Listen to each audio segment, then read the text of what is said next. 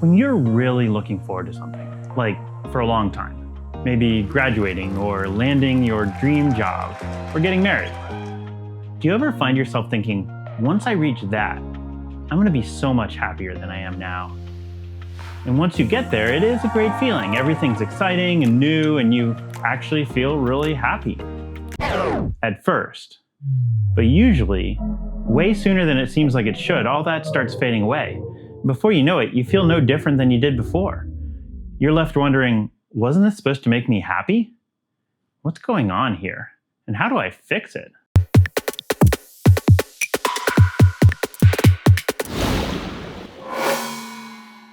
Hey there, welcome to Humanicity. I'm Tim, and this is our very first episode. A ton of work has gone into launching this channel, and we're so excited to finally share it with you. Our first series is focused on happiness, and our goal is to see what we can learn from the all-time greatest social scientists and philosophers. So without further ado, let's dive in. It's 1971. Disco was taking off, Disney World had just opened, and the astronauts were driving around on the moon. But two psychologists at Northwestern University, Philip Brickman and Donald Campbell, were busy studying happiness, or more accurately, why it doesn't seem to last. They found that people who experience big positive life changes, like getting married or being promoted, see a quick spike in their happiness in the weeks immediately following the event. However, within a few months to a year, they typically return to their happiness baseline. The same pattern appeared with negative life events. Setbacks or losses cause an immediate decrease in happiness. But fortunately, this usually lasts only weeks or months before our happiness adapts back to where we started. It's like we have a happiness set point that we naturally return to over and over again, even if bad or good things cause us to vary from it temporarily. Psychologists call this the hedonic treadmill. Hedonic, from the Greek word for pleasure, and treadmill because no matter how fast you run, not much changes in terms of actual happiness. It turns out, this is how our brains are wired. You see, back in prehistoric times, our ancestors couldn't afford to get too comfortable or too miserable for too long. We had to quickly adapt, or we'd be frozen to death or eaten by saber-toothed tigers. So the ones without the ability to adapt died off, and everybody else shacked up with each other, and eventually you were born, learned to walk, and stepped onto your very own hedonic treadmill. As a result, this effect is really strong. Brickman and another researcher looked at two extremes in 1978, recent lottery winners and accident victims who were left paralyzed. Initially, the results weren't surprising. Lottery winners reported a significant boost in happiness, while the paralyzed folks were understandably despondent. But just a year later, both groups had adjusted back to their original happiness levels. The lottery winners' joy had faded, with many rating their daily happiness only slightly higher than average, while the paralyzed individuals showed remarkable resilience, reporting near baseline levels of daily pleasure and fulfillment. In fact, even when both groups were asked about their future, their responses were surprisingly similar. Despite radically different circumstances, both lottery winners and accident victims anticipated similar levels of happiness or sadness ahead. Because our ability to adapt is so powerful, circumstances, even extreme ones, account for only about 10% of our long-term happiness, while the rest is shaped by factors like personality and mindset. It's not just our personal experiences that keep us on the hedonic treadmill. Comparison to others fuels it too. You're scrolling through Instagram, seeing how good everybody else has it. Your connections all seem to be wealthier than you, better looking than you, just generally having a better time than you with life. These comparisons pull us further onto the treadmill. We constantly measure ourselves against others to understand our place in society. And like the hedonic treadmill, this instinct likely has survival roots. For our cave-dwelling ancestors, gauging status could mean the difference between belonging and being left out, which could be the difference between life and death.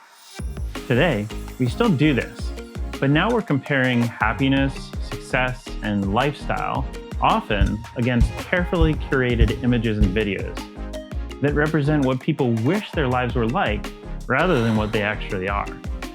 This creates a comparison trap, where even our most meaningful achievements can feel inadequate next to the illusion of perfected lives. Even the most elite humans aren't immune from this trap. At the 1992 Barcelona Olympics, researchers found that bronze medalists were often happier than silver medalists. Sounds weird, right? But the reason is surprisingly simple.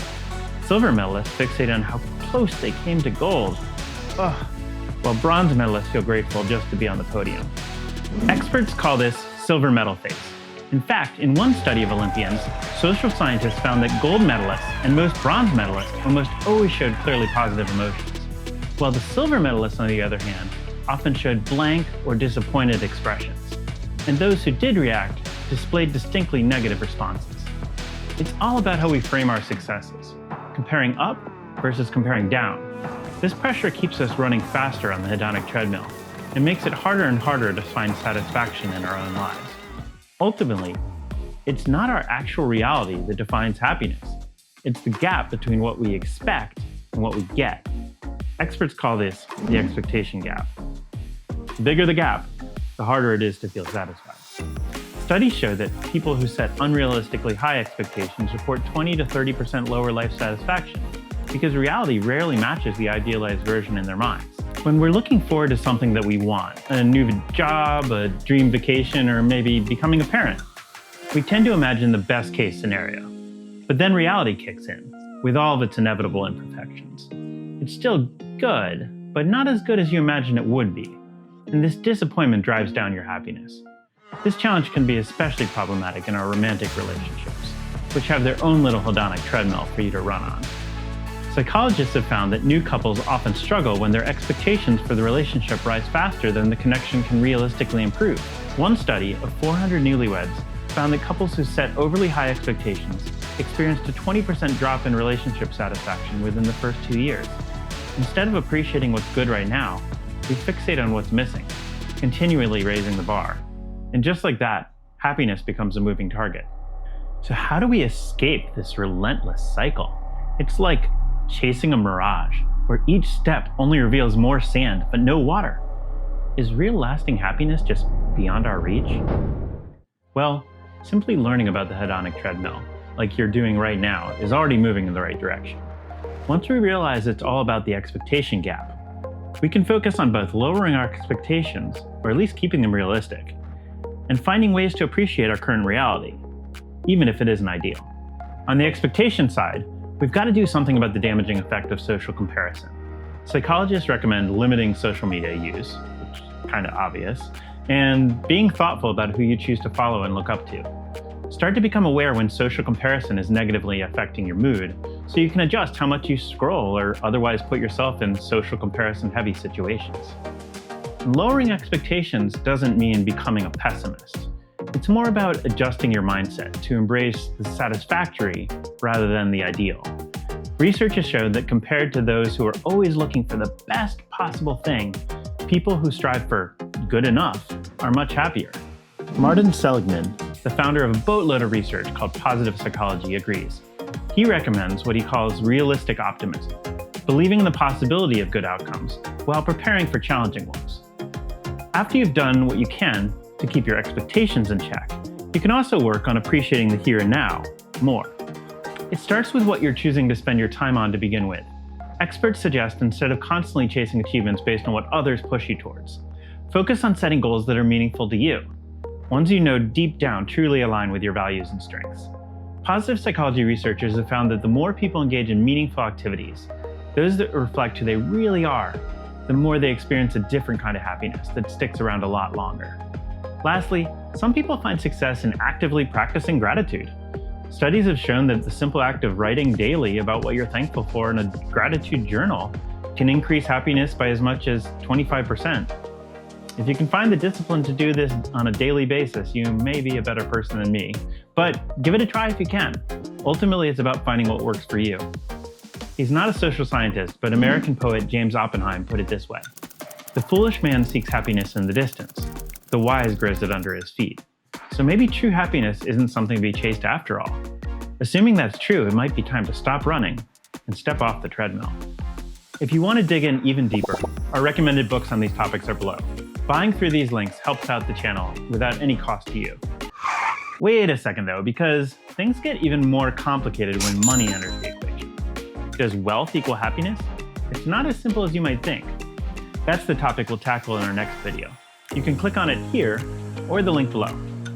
Thank you so much for watching, and until next time, stay curious and stay human.